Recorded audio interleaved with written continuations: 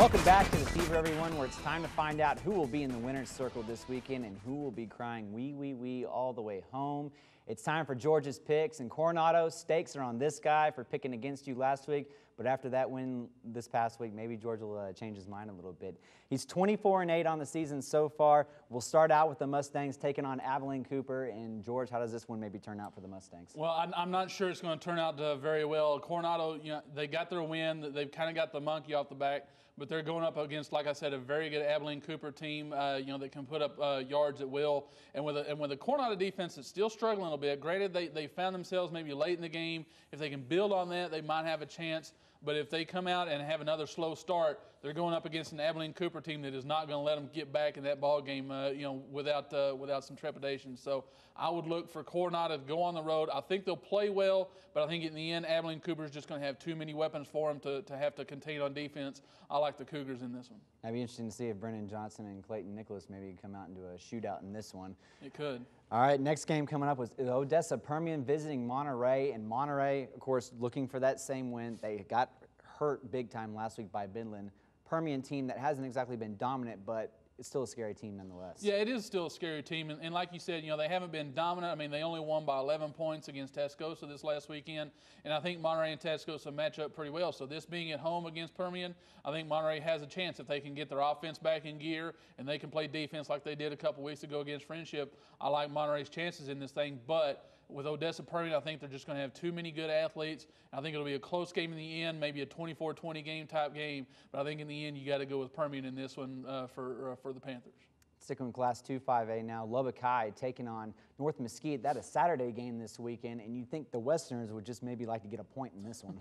Yeah, I think I'm going to be interested to see what Lubbock High's mindset is going in. I mean, I know they've been upbeat and really going out and playing or being focused in practice all week. But then you're going up against the North Mesquite team, which ironically, my first job out of college, I was working for a string of newspapers in the Plano area, and one of the papers they owned was the Mesquite. So I covered North Mesquite, I covered Mesquite High back in the early 90s. So I'm a little familiar with North Mesquite just as far as where it is and what color they are and what their mascot is, but they're completely different since then. However, being a Metroplex team and being the kind of district they have to compete in, I just think they're probably going to have too many athletes for Lubbock High. Unfortunately, Lubbock High is going to go out there, and I just think they're going to struggle again this week, go with the Stallions of North Mesquite this week. Hereford visiting Friendship in our next game, and another one of those, George, where Hereford's been kind of a killer this year for all these teams that they've been coming out and playing around the Lubbock area. Mm-hmm. How do the Tigers maybe fare in this one? Well, this will be interesting because both these teams have had 2 weeks. This is the District 3-4A opener for both teams, and you know the kind of rivalry that's existed between Friendship and Hereford over the last 10, 15 years. So this is going to be a big game to start off. You've got Friendship that is sitting there at 3-0. There's 2 other teams, I believe Randall and Caprock are also at 3-0, and those 2 teams play each other on Friday night. So, there could be only one undefeated team at the end of district. But Hereford and Friendship, like I said, big rivals. I just think Friendship is probably going to be able to tweak some things during their off week, get their offense going a little bit more. And if Hereford has trouble stopping the running game, then it's going to be a struggle for them. I like the Tigers at home in this one. Dalhart visiting the New Digs over at Cooper, and Cooper, one of those teams, good, bad, but they've had to squeak out of some close ones, but they've also only lost by some close ones. You got to maybe like the Pirates in this one. I think you do got to like the Pirates. I like the way they're playing right now. They've been on the road the last couple of weeks and come up with a couple of big wins against Seminole and going up to Perryton this last week and winning pretty big up there. I know they don't want a quarterback controversy, but Nolan Savage is playing outstanding football at quarterback in reserve role for John Keene. It'll be interesting to see if Keene is back this week. He was supposed to find out last week if he was cleared. I haven't talked to Coach Wyndham over there to find that out yet, but it'll be interesting to see. Because Nolan Savage is a weapon that you got to keep on the field in some way or some fashion. But given that Dalhart's got to come down and the way that Cooper's playing, I do like the Pirates in this one. I think the Pirates win big. Perryton visiting Shallowater in our next game, and another team, Shallowater, one of those teams that maybe had kind of a chip on their shoulder after moving up this season, playing against some of the bigger teams, and getting some nice wins so far. How does this one turn out? Well, this one is an interesting one for Shallowater in the fact that they had a lot of momentum coming off that win 2 weeks ago against Littlefield, but they didn't get to put it to use this past week because they were off. So I'll be interested to see if they can keep that passion and keep that momentum going against Perryton. Perryton's going to be coming down. They didn't play a very good game against Cooper last week at home. Really had some bad turnovers, but they're a good football team that has beaten some good people this year. So it'll be an interesting matchup, but I think Shallowater's playing well enough right now that I think they're going to be able to dominate and go with the Mustangs at home. River Road visiting Littlefield in our next game, and you got to wonder what would the effects of that loss be for Barrio and that group? How do you think they might respond in this game? Yeah, you flip the page kind of like on the Shallowater. You flip the page now with Littlefield. They've had 2 weeks to think about that loss, and you know a Brian Huseman team is not going to sit there and take a loss very well. So I think being at home, being the district opener against River Road, River Road's not quite as good as they were last year. They've got a couple weapons, but they just haven't put it all together. But I think going on the road, they're going to have a tough time in Littlefield. Go with the Wildcats here. Roosevelt taking on Muleshoe in our last game, and I saved it for last because this is going to be a good one.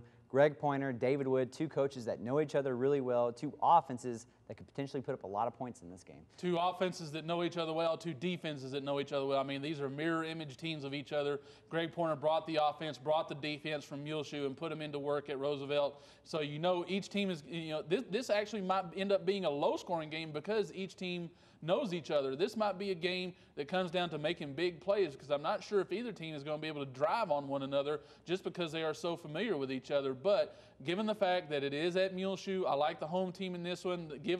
When you got 2 teams that are pretty equal like they are, give the edge to Muleshoe. Go with the Mules in this one. All right, so Georgia's picks for Week 4: Abilene Cooper over Coronado, Permian over Monterey, North Mesquite over Lubbock High, Friendship over Hereford, Cooper over Dalhart, Shallowater over Perryton, Muleshoe against Roosevelt, and Littlefield against River Road.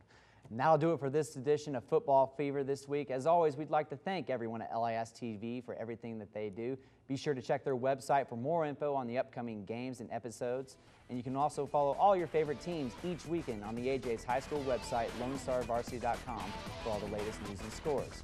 For George Watson, I'm Travis Cram. We'll see you next week right here on The Fever.